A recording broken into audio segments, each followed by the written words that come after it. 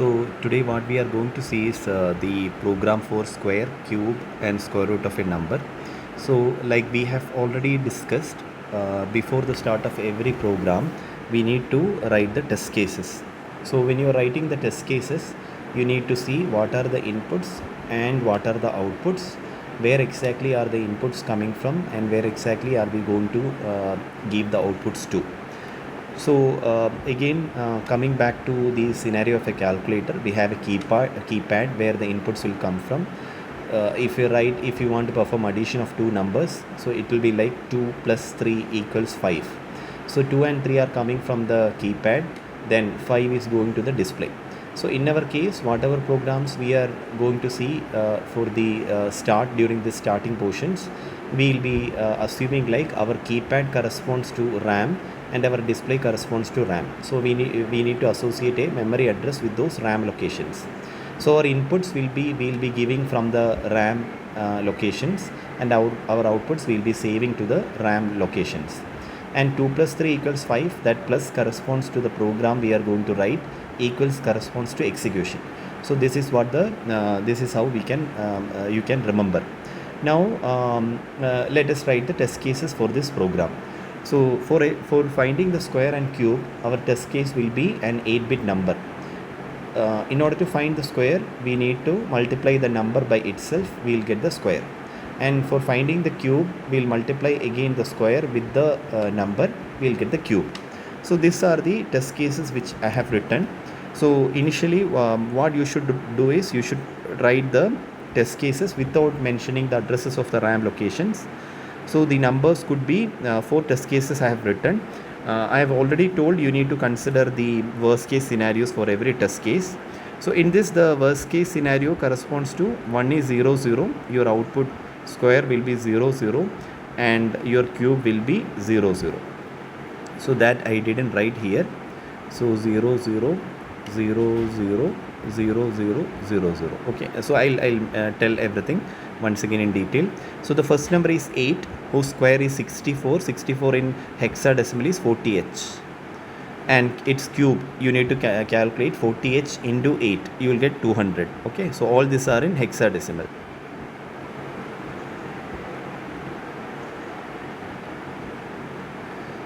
Then for 10, the square is 100, which is 64h. Again, 1000 is 3e8. Like that, we have written 5 test cases. Now, you may have a doubt like why I didn't write the worst case scenario for the maximum number in 8 bits, which is FF. I'll tell you the reason later. Now, the next thing is we need to mention these test cases with RAM memory addresses.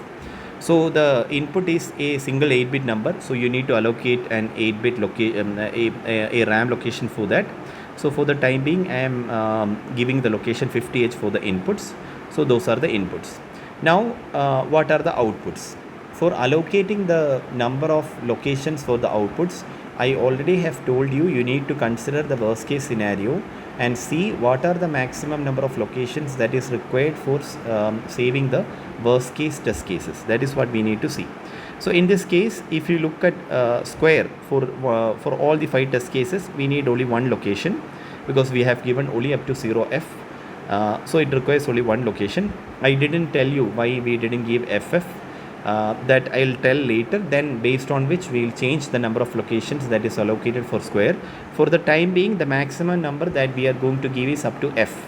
So you need one location for square for the output, which is 51h. This is the output for square.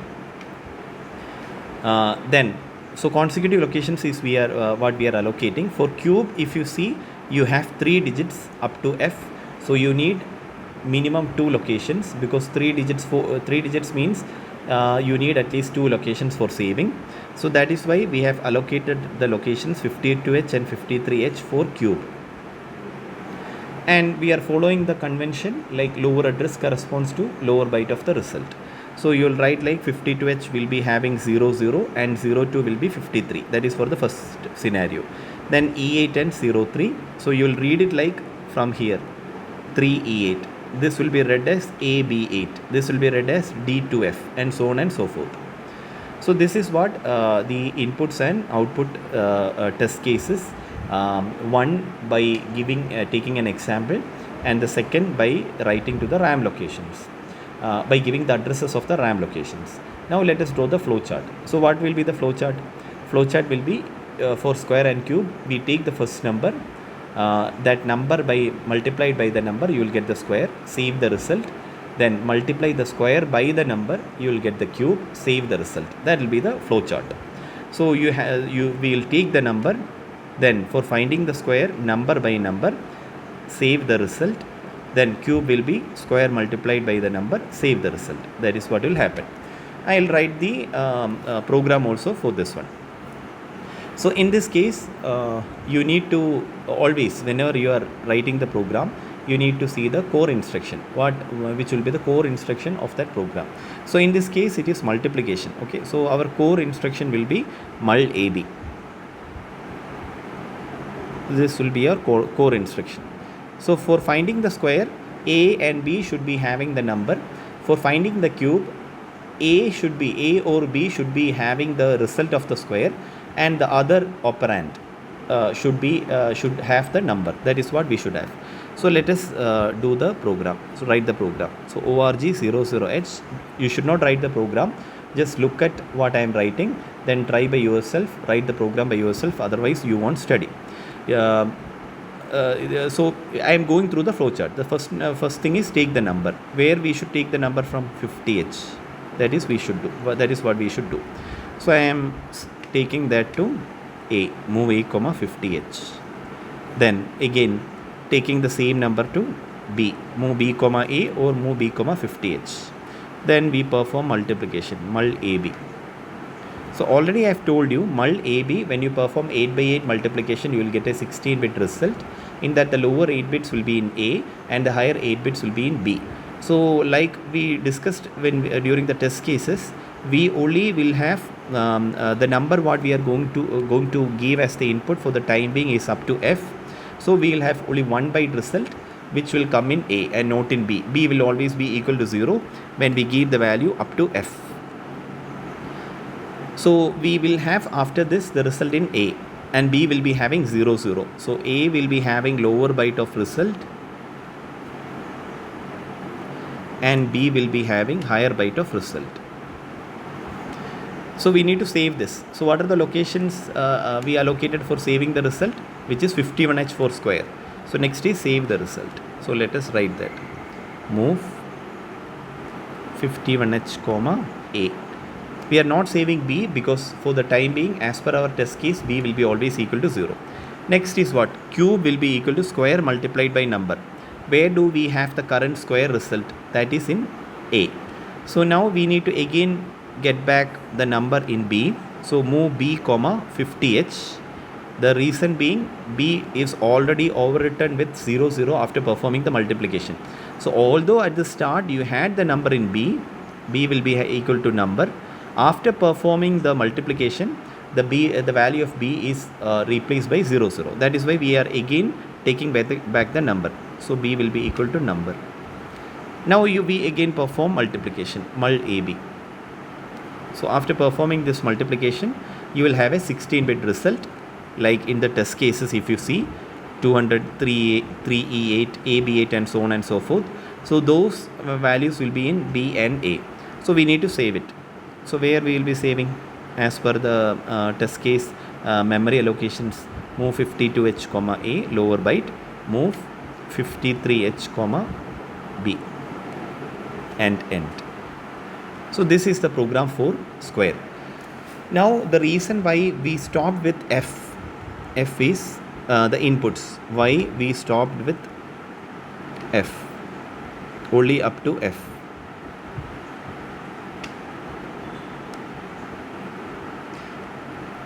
The reason is, what is the next number after F?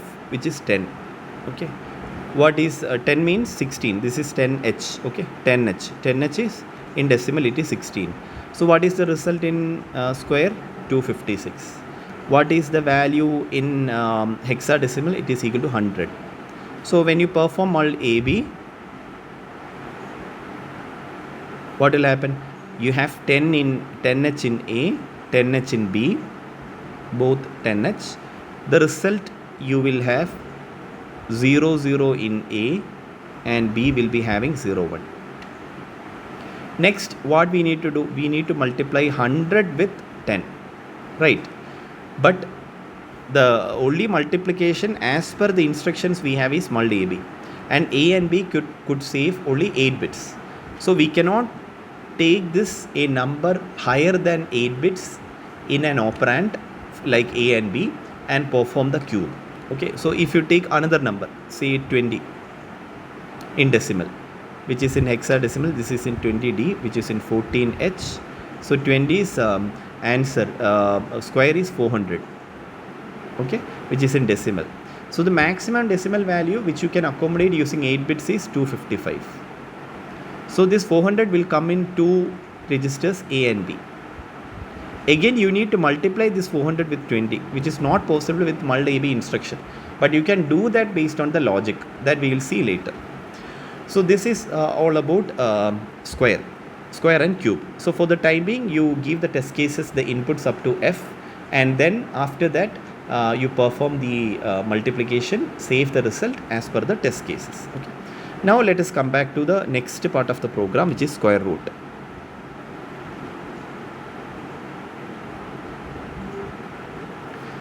So in square root, what we assume is our input, the test cases is what we need to write at the start. So we need to write the test cases. Let us write the test cases without allocating the memory locations first, test cases.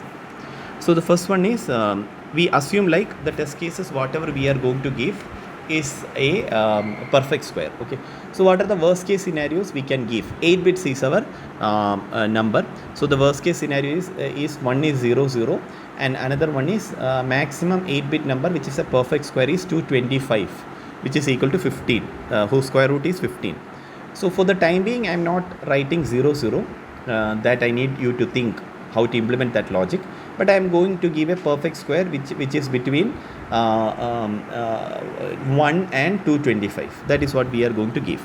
So my inputs, if I am giving 16 decimal, which is 10H, our output should be what? 04. If I give 49, which is 31H, 49 means decimal, the output should be 7. If we give 196 in decimal, which is C4H, output should be 196 is 14, 0E. Then if we give 225, which is E1H, the output should be 0F. Okay. So our input is an 8-bit number. Since the square root is going to be a lesser number, we know whatever maximum locations we allocated for the inputs, that only will be required for the outputs. So in this case, for the worst case scenarios, the output also will require only one locations. Okay. So now let us write the inputs and outputs. So inputs, I am going to write it in 50H. Then outputs,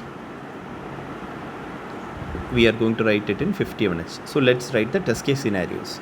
So one is 10H, 2 31H, 3 C4H, 4 E1H, and what are the outputs? 04, 07, 0E, and 0F. These are the outputs we require. Okay. Now let us write the flow chart. Okay. So let me tell you the logic. The logic for square root is, when you have a perfect square, like I am going to show in decimal, the same is applicable for hexadecimal also. So let us write an example, the first case was 16, or let me take a simple example, 9 in decimal, 9. So what we do is, we subtract the perfect square input number with 1. That is first what we will do, which is 08. So the subtraction we have done one time. Next is this 1 becomes 3. So this becomes 5 second time. Then 5 minus 5 third time. And the final answer is 0. So how you need to subtract from the original number 1, 3, 5, 7 and so on and so forth. When you get the result as 0, stop the subtraction. How many subtractions you have done? Okay, that should be the square root. Now for the second scenario, let me take in hexadecimal itself 16. 16 if we decimal, the square root should be 4. So let us write in hexadecimal. Let us write 10h. We should get 4. 10h. This is 10h. So 10h minus 1. You do in calculator. So this will be equal to f. We perform subtraction once. Next 1 becomes 3. So f minus 3, which is c, which is twice. Then c minus 5, which is 7, which is third time. 7 minus 7, which is 0, fourth time. So your logic how you are developing is, you will take an example and based on whatever you understand to achieve the output, you write that example and see whether you are getting the output. Then you convert that to a flow chart and then write the program. That is what the procedure we will do.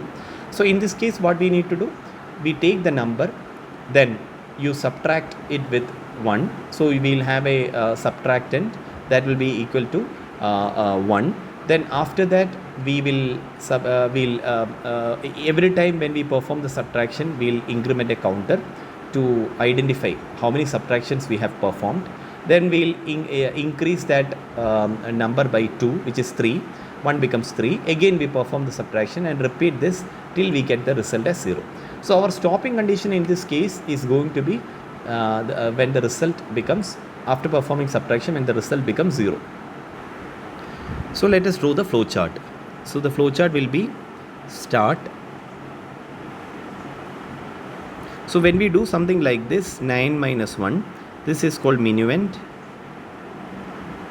and this is the subtrahend.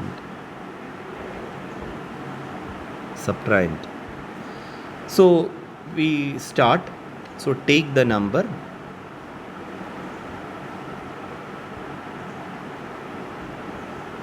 so then you take the number. Before that itself we can initialize. So let me initialize first. So we are initializing the square root as 1, square root as 0. Okay, then we are initializing the subtrahend as 1.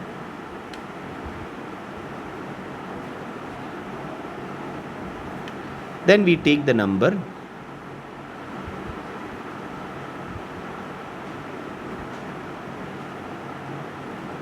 we perform subtraction, right? So what will be the thing? So let me write like new number equals or result. Let me write the result. Take the number and let me assign. Let me assign that to take the number and result equals number for the time being, because each time we are going to subtract the subtrahend with the result, right? So take the number, result equals number. Now what is the next thing? Result equals result minus subtrahend. So initially if it was 9, the number was 9, 9 minus 1, that is what we do. Then square root equals, every time we perform subtraction, square root plus 1, square root becomes incremented by 1. Then for stopping condition, we need to see whether it is equal to 0. Is result equals 0? If it is yes, result is 0 means you save the square root.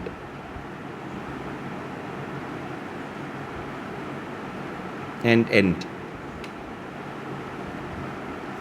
So this is yes. If result is not equal to 0, no. What we should do? When result is not equal to 0, our subtrahend has to get incremented by 1. Sorry, not incremented by 1, subtrahend has to increment by 2. Sorry, as per the logic. Then what we will do? We will again go to this point. Result becomes result minus subtrahend. Then square root will be incremented by 1 every time we perform the subtraction. Then once the result becomes 0, we will save the square root. This is what we wrote here for this test case. You can see the test case for 3, C4H, and see how many times you need to perform this. You can subtract 1, 3, 5, 7, etc. using your calculator and see. So this is what the flow chart is. Now let us convert this to a program. You should not write the program. Let me show it using the quickly. So org00h. So look at this one. Square root is 0. Subtrahend equals 1. So we need to assign now registers for that. So let me assign the register R4 for square root. So R4 is hash 00h. So R4 is my square root. So initially I have assigned it as 1. Then we need to subtract. Subtrahend also we need to assign. So let me assign R5 as 01h. So this R5 is my subtrahend. Then what is your core instruction? SUBB. That is your core instruction. So we need not have the borrow flag set. So we cleared the carry flag. Then take the number. That is the next step of the flowchart. Take the number. Result equals number. Right. So move a comma 50h. We took the number. A equals number. And result equals number. Already if you see SUBB, the first operand is A. So already result equals number. A is assigned. A is our result. That is assigned with the number. So we need not do that again. Now what is the next instruction? SUBB A comma R5. Subtract. Right. Now when you subtract this SUBB A comma R5, you will perform A number minus 1. That is what we will do. Then once you do that, square root equals square root plus 1. So you increment our square root. Increment R4. Square root is incremented. This increment won't affect the carry flag. Okay. So not the carry flag. What we are checking here is whether the result is 0. But I just told it won't affect the carry flag. Increment R4. That is not required in this program. Now what you should do. So SUBB A comma R5 we did. We subtracted. This we performed. Then we incremented the square root by 1. After that, what is our stopping condition? We check whether result equals 0. Where is the result? A is the result. So we check jump if non-zero to L1. L1 is this one. Increment this subtraction. But in that we didn't increment. If it is non-zero, we have to increment the subtrahend by 2. So what we can do? Increment R5. Again increment R5. Twice we incremented. So R5 which was 1 initially became 3. And if it is non-zero, it jumps to L1 and this process gets repeated. Then after that, where we have the result, our result will be in R4. So we can save the result. Move 50 to where was the test case? As per our test case, 51h. Move 51h comma R4. End. This will be the program. You should not write the program. Just look at the logic and try to write by yourself. But this program is having a problem. You need to identify what the problem is. So the problem, I am giving you a hint. You check whether this works for if the input is 0, 0. If the input is 0, 0, your square root should be 0, 0. But see what will be your square root. Whether you will get it as 0, 0. If it is if you are not getting it as 0, 0, your worst case scenario will fail. Okay, so what you should do for even if you are getting the input number, you are giving the input number as 0, 0, you should get the output as 0, 0. What you should do, that you should think. Thank you.